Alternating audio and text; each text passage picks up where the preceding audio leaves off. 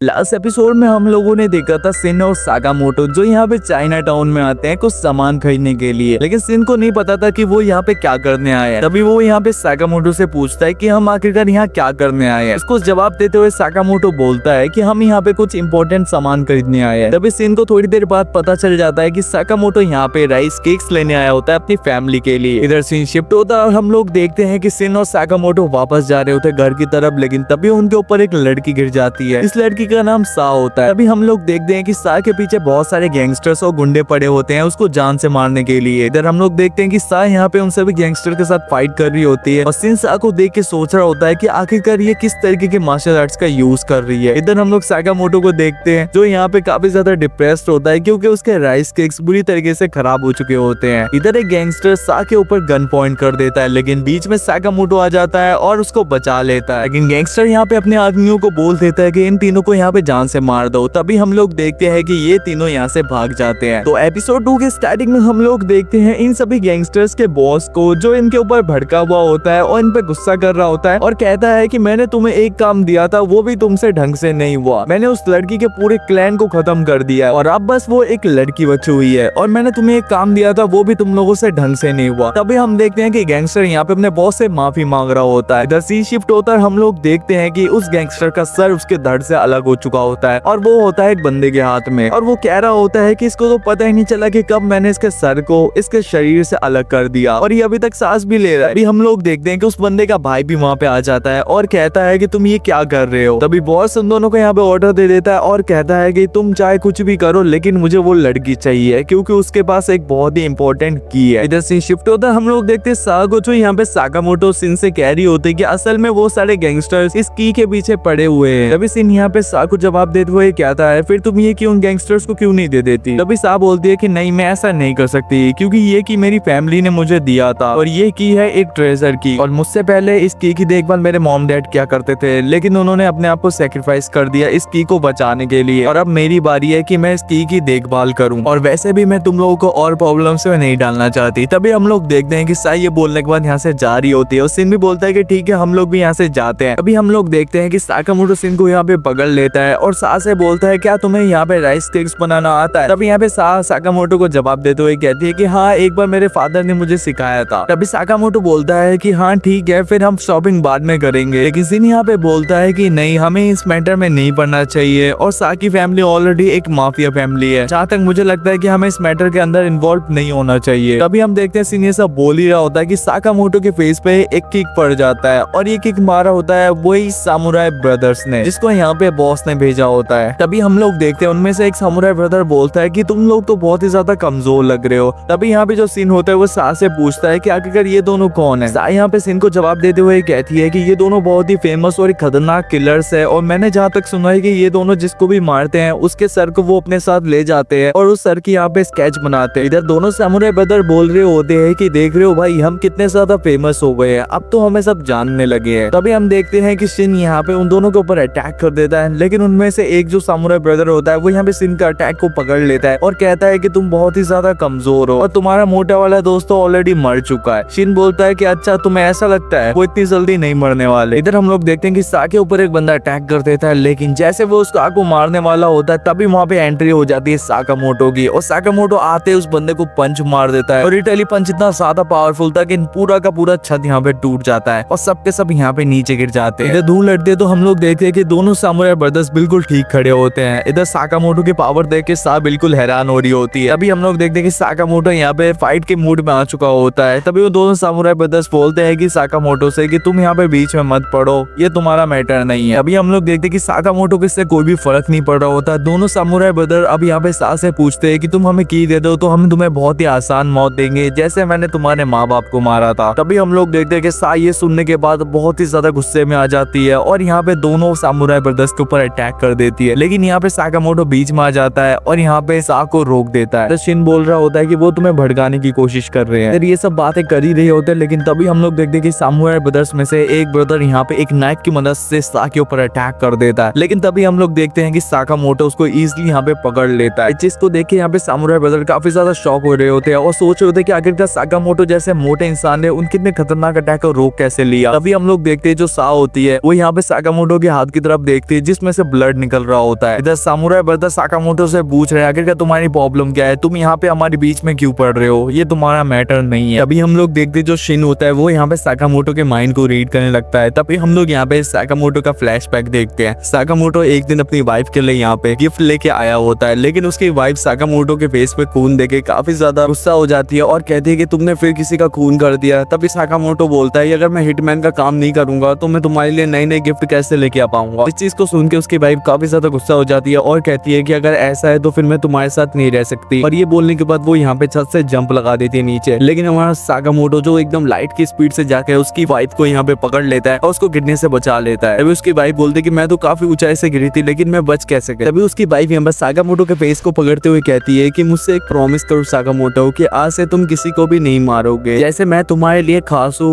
वैसे वो लोग भी किसी न किसी के लिए खास हैं। अगर तुम उन लोगों को मार दोगे तो उनको चाहने वालों को काफी ज्यादा बुरा लगेगा। तुम मुझसे प्रॉमिस करो कि आज से तुम किसी को भी नहीं मारोगे और जितना हो सके उतनी जरूरतमंद लोगों की मदद करोगे। तभी यहाँ पे सीन प्रेजेंट में आता है। हम लोग देखते हैं शिन को, तो ये सब देखने के बाद काफी ज्यादा इमोशनल हो रहा होता है। साकामोटो यहाँ पे शिन की गर्दन को मरोड़ने के बारे में सोच रहा होता है, जिस चीज को देख के शिन एकदम शॉक हो जाता है। इधर हम लोग देखते हैं कि दोनों सामुराई ब्रदर्स को जो यहाँ पे समझ चुके होते हैं कि साकामोटो काफी ज्यादा स्ट्रॉन्ग है, अब उन्हें यहाँ पे एक साथ अटैक करना होगा साकामोटो के ऊपर। ये बोलने के बाद वो दोनों यहाँ पे साकामोटो के ऊपर अटैक कर लेते हैं, लेकिन साकामोटो उनके अटैक्स को बहुत ही इजीली डॉज कर रहा होता है। तभी वो सारे सोच रहे होते हैं कि आखिरकार साकामोटो इतना मोटा होने के बाद भी इतना ज्यादा फ्लेक्सिबल कैसे है। तभी हम देखते हैं कि साकामोटो की यहाँ पे नस खिंच जाती है और शिन उस पे बैंडेज कर रहा होता है। अभी हम लोग देखते हैं कि दोनों सामुराई ब्रदर्स यहाँ पे साकामोटो के ऊपर दोबारा अटैक कर देते हैं, लेकिन साकामोटो उनमें से एक बंदे को बहुत ही बुरी तरीके से मार के बेहोश कर देता है। और जैसे दूसरा बंदा अपना हथियार से यहाँ पे साकामोटो के ऊपर अटैक करता है, साकामोटो उसके हथियार को भी तोड़ देता है। इस चीज को देख के वो बंदा काफी ज्यादा शॉक हो रहा होता है। साकामोटो बोलता है कि मैंने काफी समय से भारी चीज नहीं उठाया, तो लग रहा है मेरे हाथ में चोट लग गया है। तभी हम देखते हैं शिन वहाँ पे आके साकामोटो के हाथ पे बैंडेज कर रहा होता है। इधर सामुराई ब्रदर सोच रहा होता है कि यही सबसे अच्छा मौका है सा को मारने का, और वो यहाँ पे ऐसा सोच ही रहा होता है। तभी हम लोग देखते हैं कि शिन उसका माइंड रीड कर लेता है और वो यहाँ पे जाके सामुराई ब्रदर को यहाँ पे नीचे गिरा देता है। तभी हम लोग देखते हैं साकामोटो वहाँ पे आता है और एक पूरा फ्रिज उठा के उसके मुंह पे मार देता है, जिसको देख के यहाँ पे साकामोटो शिन से पूछते हैं कि आखिरकार आप दोनों काम क्या करते हो। तभी यहाँ पे साकामोटो बोलता है कि मैं तो सिर्फ एक दुकान में काम करता हूँ। तभी साय पे हंसते हुए बोलते हैं कि अच्छा। साय यहाँ पे समझ चुके होते हैं कि साकामोटो शिन यहाँ पे झूठ बोल रहे हैं। इधर सीन शिफ्ट होता है, हम लोग देखते हैं उन्हीं सभी गैंगस्टर्स के बॉस को जो यहाँ पे उसी डोर को खोलने की कोशिश कर रहा होता है जहाँ पे ट्रेजर होता है। अभी हम लोग देखते हैं कि यहाँ पे साकामोटो शिन आ जाते हैं और उन दोनों सामुराई ब्रदर्स को यहाँ पे नीचे गिरा देते हैं। इस चीज को देख के वो काफी ज्यादा शॉक हो रहा होता है, लेकिन तभी हम लोग देखते हैं कि साय यहाँ पे उस बॉस के पीछे आ जाती है और उस गले पे चाकू रख देती है। चीज को देख के वो काफी ज्यादा घबरा रहा होता है, लेकिन सा को यहाँ पे काफी ज्यादा गुस्सा आ रहा होता है, तो वो अपने एंगर को कंट्रोल करते हुए लगातार यहाँ पे बॉस के ऊपर पंचेस कर रही होती है और उसको मार मार के बेहोश कर देती है। सिन यहाँ पे सोच रहा होता है कि अब मुझे भी अपना हाथ थोड़ा सा साफ कर लेना चाहिए, लेकिन साकामोटो उसको धमका देता है कि अगर तुम ऐसे करोगे तो मैं तुम्हारे गर्दन को मरोड़ दूंगा। एक्चुअली साकामोटो ऐसा सोच रहा होता है। सिन इस चीज को पढ़ लेता है और काफी ज्यादा डर जाता है। इधर हम लोग देखते हैं कि सा ने बॉस को मार मार के बेहोश कर दिया होता है, लेकिन वो उसको मारती नहीं है और उसको माफ कर देती है और वो कहती है कि मेरे फादर ने बोला है कि अगर मैं बदला देती रहूंगी तो मैं कभी भी अपनी लाइफ को नहीं जी पाऊंगी, तो मैं इसको जाने दे रही हूँ। इधर हम लोग देखते हैं कि सा यहाँ पे अपनी की मदद से उस ट्रेजर के गेट को खोलने लगती है और जैसे उस ट्रेजर का गेट खुलता है तो हम लोग देखते हैं कि उसके अंदर काफी सारा सोना, चांदी और पैसा होता है। सिन को उस ट्रेजर के अंदर एक किताब मिलती है जिसको वो पढ़ने लगता है। उसमें लिखा हुआ था कि क्लैन के सभी लोग यहाँ पे अपनी पैसा और जो भी यहाँ पे संपत्ति होगी वो यहाँ पे जमा करेंगे, जिससे आने वाली पीढ़ी को मदद मिल सके। इधर सा को एक चिट्ठी मिलती है जो कि उसके फादर ने यानी उसके पापा ने यहाँ पे लिखी होती है उसके लिए, और वो जैसे उसको पढ़ती है तो उसको पढ़ने के बाद वो काफी ज्यादा इमोशनल हो जाती है क्योंकि उसमें लिखा हुआ था कि सा जब बड़ी होगी तो मैं उसके साथ ड्रिंक करना चाहता हूँ। इसको पढ़ने के बाद वो काफी ज्यादा इमोशनल हो जाती है। सा यहाँ पे साकामोटो शिन से यहाँ पे बोलती है कि मैं ये सारा पैसा और सोना आपके साथ यहाँ पे शेयर करना चाहती हूँ क्योंकि आपने इसको बचाने में मेरी मदद की है। तभी हम लोग देखते हैं कि यहाँ पे राइस केक्स भी बन जाते हैं जो दिखने में काफी ज्यादा अच्छा नहीं लग रहा होता लेकिन खाने में काफी ज्यादा अच्छा होता है। इधर सीन शिफ्ट होता है, हम लोग देखते हैं अगले दिन का सीन जहाँ पे शिन जो होता है वो यहाँ पे स्टोर पे बैठा होता है। तभी साकामोटो वहाँ पे आता है जिसका सर काफी ज्यादा दर्द हो रहा होता है क्योंकि नेक्स्ट डे उसने काफी ज्यादा ड्रिंक किया होता है और उसका सर काफी ज्यादा दर्द कर रहा होता है। शिन यहाँ पे साकामोटो को जूस ऑफर करता है, लेकिन तभी हम लोग देखते हैं कि स्टोर के अंदर किसी की एंट्री होती है और ये होती है सा जो कि यहाँ पे स्टोर की ड्रेस को पहने हुई थी। इस चीज को देखने के बाद शिन यहाँ पे काफी ज्यादा शॉक हो जाता है और चिल्लाते हुए कहता है कि आगे का तुम यहाँ पे क्या कर रही हो। तभी सा यहाँ पे शिन को जवाब देते हुए कहती है कि मैं यहाँ पे जॉब करने आई हूँ क्योंकि मुझे इनके अलावा और कोई भी जॉब नहीं देगा। तभी सिन और साई यहाँ पे बहस कर रहे होते हैं। साकामोटो यहाँ पे बोलता है कि तुम दोनों अपना मुंह बंद रखो। सिन यहाँ पे साकामोटो से बोलता है कि मैंने आपके माइंड को रीड कर लिया था, जिसमें मैंने रूल्स को पढ़ लिया है। तभी साकामोटो यहाँ पे सिन को रूल्स वाली किताब दिखाते हुए कहता है कि अच्छा ठीक है, तुम इसको पूरा पढ़ लो, क्योंकि अब से तुम लोग मेरी फैमिली का हिस्सा। और साकामोटो यहाँ पे सिन से बोलता है अगर तुमने रूल्स को तोड़ने की कोशिश किया तो मैं तुम्हें जान से मार दूंगा। इस चीज को सुनने के बाद सिन काफी ज्यादा डर जाता है और कहता है लेकिन ये तो रूल नंबर 1 है ना। इधर सीन शिफ्ट होता है, हम लोग देखते हैं एक बिल्डिंग को जिसके अंदर काफी सारे लोग बैठे होते हैं और वो बातें कर रहे होते हैं साकामोटो के बारे में, क्योंकि साकामोटो के ऊपर किसी ने 1 मिलियन येन का बाउंटी रख दिया होता है और जो भी साकामोटो को मारेगा उसको ये बाउंटी का प्राइस मिलने वाला है। तो फाइनली यहाँ पे एपिसोड का एंड हो चुका है। आई होप करता हूँ कि आप लोगों को साकामोटो डे का एपिसोड नंबर 2 काफी ज्यादा अच्छा लगा होगा। अगर आप लोगों को ये एपिसोड अच्छा लगा है तो प्लीज चैनल को सब्सक्राइब कर देना, वीडियो को लाइक कर देना। तो चलो मिलते हैं नेक्स्ट वीडियो में, जब तक के लिए आप लोग अपना ख्याल रखना।